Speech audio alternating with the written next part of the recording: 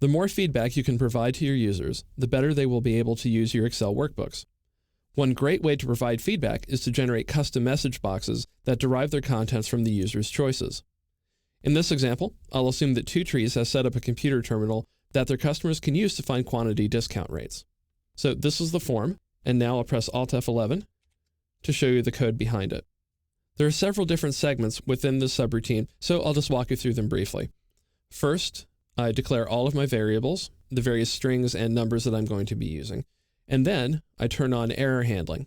Basically, I say that if there is an error, go to the line labeled handler. That line is here at the bottom. And for simplicity, I assumed that most errors would occur from a user entering a non-numerical value. So that is what I have my message handler set up for. Going back to the top, right after I turn on error handling, I define the values for two strings. Part 1 says the discount for quantities of and ends. The second, string part 2, is boxes is, and notice that I have a space here after of, and a space before boxes and after is. I do that so that when I combine those two strings with several other values that I'll get, everything looks right. In other words, the words and numbers aren't running together.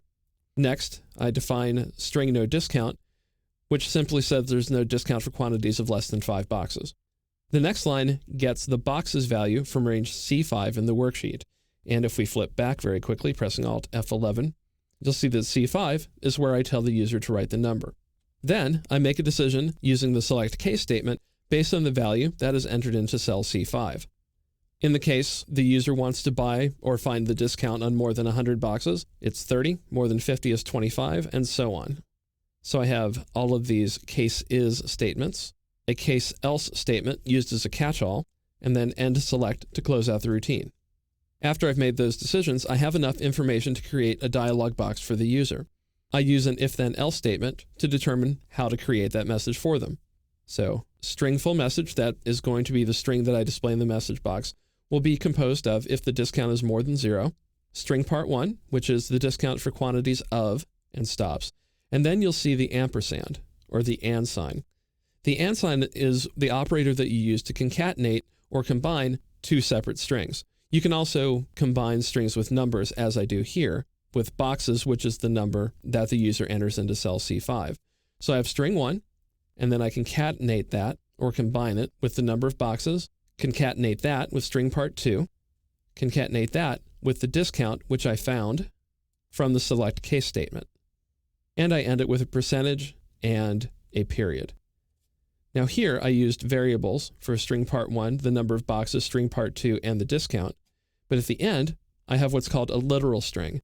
And a literal string is simply a string that you place inside a pair of double quotation marks.